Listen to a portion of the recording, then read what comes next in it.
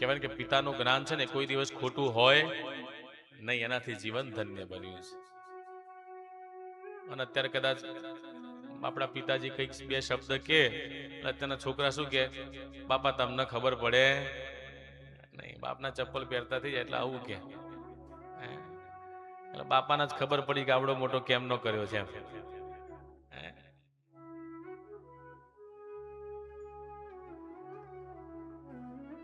કારણ કે તમારા જીવનના સંકોચ, તમારા જીવનની આદિ વ્યાધિ ઉપાધિઓ જો કોઈને ખબર પડતી હોય ને તો તમારા મા બાપ સિવાય બીજું કોઈ છે એ યાદ રાખજો સાહેબ.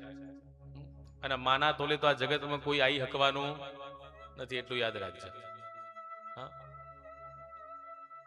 વિચાર કરો, આ માં કેવી છે જેને 16 વર્ષનો ગર્ભ બાળકની અંદર રાખેલો, એ શક્તિ છે એની સાહેબ.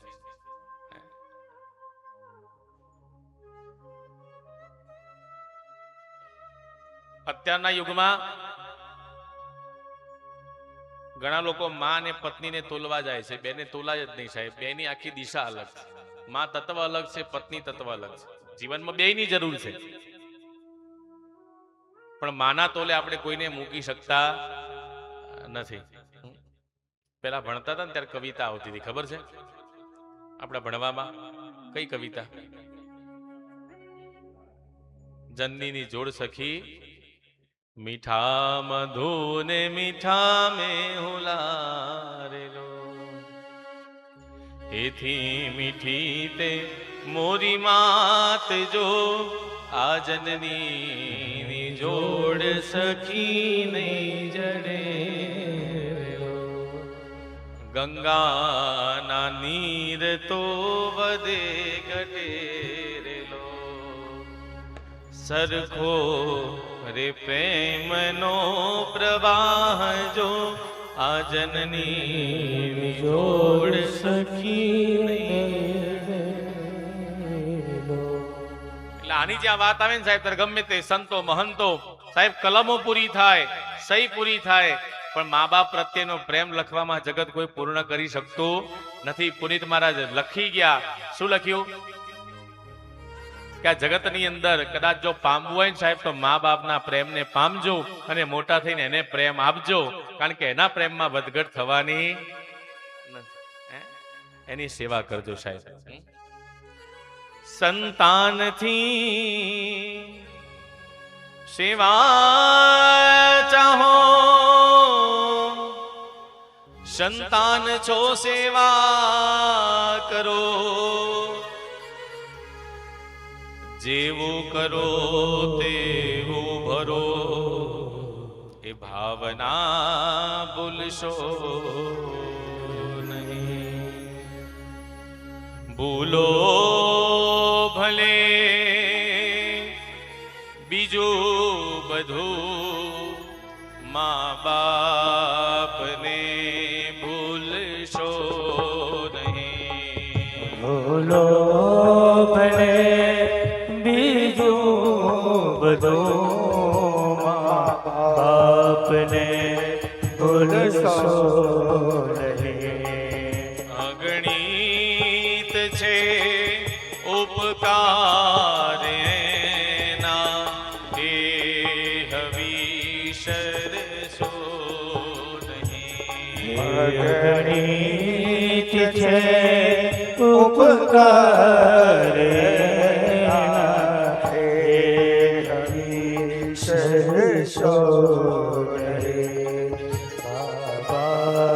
બાપને ભૂલશો નહીં, બાપને ભૂલશો નહીં.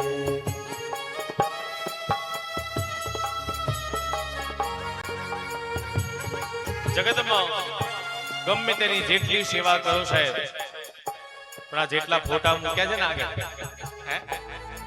આજે જે કઈ પ્રારબ્ધ આપણે બધા ભોગવીએ છીએ, એમણે કઈક મૂકીને ગયા હતા ને ત્યારે જ આપણે જાહો જલાલીથી આનંદથી જીવન જીવીએ છીએ સાહેબ. બાકી એમના સપના હતા કે અમે મોગી મોગી ગાડીઓ ફેરવીએ, અમે મોટા મોટા બંગલા લઈ લઈએ, અમે જલસા કરી લઈએ. જો એમને જલસા કર્યા હોત ને સાહેબ, તો આજે અહીં આપણે જલસા ના કરતા હોત. યાદ રાખજો.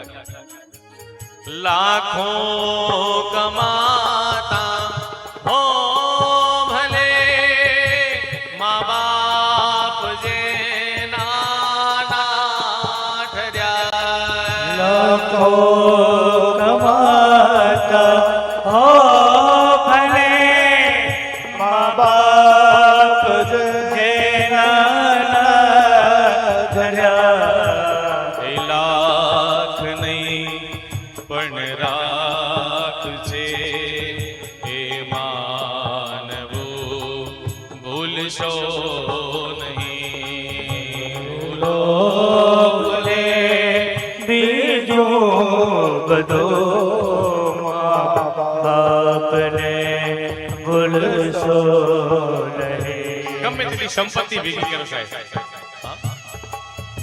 પણ એ ગયડું થાય ને માણસ, એ માણસ ગયડું થાય ને એટલે આપણે નહીં કહેતા ગયડું થાય એટલે માણસ બાળક જેવી જીદ કરે. શું કરે? બાળક જેવી જીદ કરે સાહેબ. પછી આપણે એમ કહીએ કે જો શાસ્ત્રીજી અમારા મા બાપને સમજાવો, સમજવાનું એને છે કે આપણે એને સમજાવવા માટે જઈએ છીએ? અરે એ તો બધું સમજેલા જ છે, તો આજે આપણે અહીંયા છીએ. પછી આપણે સમજવાનું એને જરૂર તમારી શેની છે? તમારી સંપત્તિની જરૂર છે, એને તમારા હૂંફની જરૂર છે, તમારા પ્રેમની જરૂર છે, તમારા લાગણીની જરૂર છે સાહેબ. એના પછી તમારો રૂપિયો જોઈતો નથી. એમનો રૂપિયો જોઈતો હોય તો પહેલેથી ભેગો કરી જ દીધો હોત એમના માટે. તમારા માટે મૂકીને ના જાત, વિલમાં દસ્તાવેજમાં તમારું નામ ના લખત જો એમને જલસા કરવા હોત. પણ એમને ખબર હતી કે ભલે એનું નામ લખું છું, હું કદાચ ગયડો થઈશ ને તો મને હાચવશે તો ખરા. એને અંદર શ્રદ્ધા હતી સાહેબ. અને પછી મોટા થઈએ અને એક વિલ માટે થઈ, એક જમીનના કટકા માટે થઈ, બે ટુકડા માટે થઈ બાપને વેરા ઓતરા કરીએ, બાપને કોટે ચડાવીએ, મા બાપને છૂટા પાડીએ, ભાઈઓ ભાઈઓમાં વેર ઝેર કરીએ. આ સંપત્તિ એના માટે આપી સાહેબ.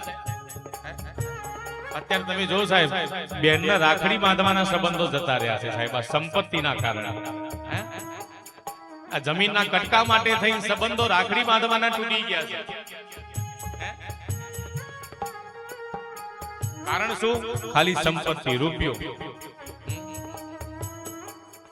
સાહેબ તમે જન્મ ન થયો હોય ને બાળકનો, ત્યારે પથ્થર એટલા દેવો કરે, પથ્થરે પૂજ્યા પૃથ્વી તણા, ત્યારે દીધું તમ મુખડો.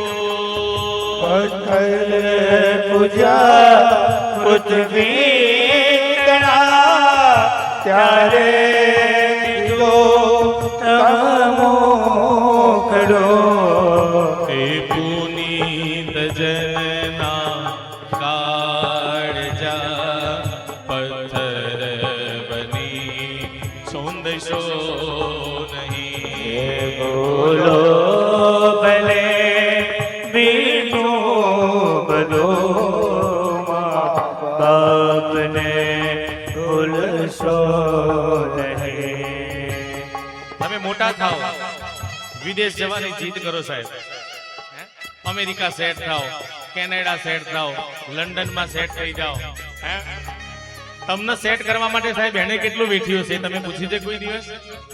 જ્યારે એનો હાથ તૂટ્યો હોય, એનો પગ તૂટ્યો હોય સાહેબ, જ્યારે તમે ખાલી નાનપણમાં ગબડી જાઓ છો ને, ત્યારે ફળ થઈને તમને ઊંચું કરીને વાગ્યું હોય કે ના વાગ્યું ખોળામાં બેસાડ દેશે. અને પછી મોટા થયા પછી આપણે એને ફોન કરીને એટલું ના પૂછે કે માં તારી તબિયત કેવી છે? સાહેબ દવા લઈને જીવન જીવતા હોય મા બાપ અહીંયા, અને ત્યાં આગળ ફૂલ જલસા. કદાચ પૈસો મોકલાવે કે ના મોકલાવે, પણ અહીંથી બધું ત્યાં પૂરું પાડે. અને પછી કઈક એવો સમય આવે ને એમ કે બેટા તારે આવવું પડશે, એટલે કે માં સમય નથી, ત્યારે એમ થાય કે આ બધું કરેલા ઉપર પાણી ફરી જાય છે. તમારી ફરજ છે એને સાચવવા, એને બચાવવા, એની પાછલા જીવનનું ઘડપણ બનવા. એ ઘડપણની લાકડી બનવાનો અધિકાર તમને, કારણ કે તમે નાના હતા ને ત્યારે પછી એમનાથી એ ના થવાય. ઘણા કે અમારે સેટ નથી થતું, અમને ફાવતું નથી એમ કરીને સાહેબ ઘરડા ઘરમાં મૂકી આવે. સાહેબ તમે નાના હતા ને ગમે તેટલી 5000 ની હાડી પહેરી હોય ને, અને કદાચ તમને કઈક વાગી ગયું હોય, ગમે તે થયું હોય, ફટ દઈને એની હાડીથી લૂછી નાખતા એક રૂપિયાનો વિચાર માએ નથી કર્યો. અને પછી તમે મોટા થાઓ એટલે કે આ મારાથી આમ ને તેમ. આ ભાગવતજીની ગમે તેટલી કથા સાંભળો, પણ જો મા બાપની સેવા નહીં કરો સાહેબ, તો અહીંયા કથા કરેલી બધી પાણીમાં જવાની યાદ રાખજો. પણ કદાચ અત્યાર સુધી સેવા ના થઈ હોય તો અહીંયા ગાંઠ બાંધીને જજો કે ભગવાન અહીંથી પાછો પાછી જવું. અત્યાર સુધી કદાચ મેં મારા મા બાપને હેરાન કર્યા છે, મારા સાસુ સસરાને હેરાન કર્યા છે, પણ હે ભાગવતજી એવી શક્તિ આપજો કે જવું ને એટલે પહેલી સેવાનો અવસર મને એનો પ્રાપ્ત થાય. કારણ કે એને જન્મ લીધો છે, એને જન્મ પછી અમને જન્મ આપ્યો છે, આ જીવનના બધા જ સુખ એને આપ્યા છે. ત્યારે પુનિત મહારાજના બધા સંતો મહંતે આ બધી કવિતાઓના બધું લખ્યું છે.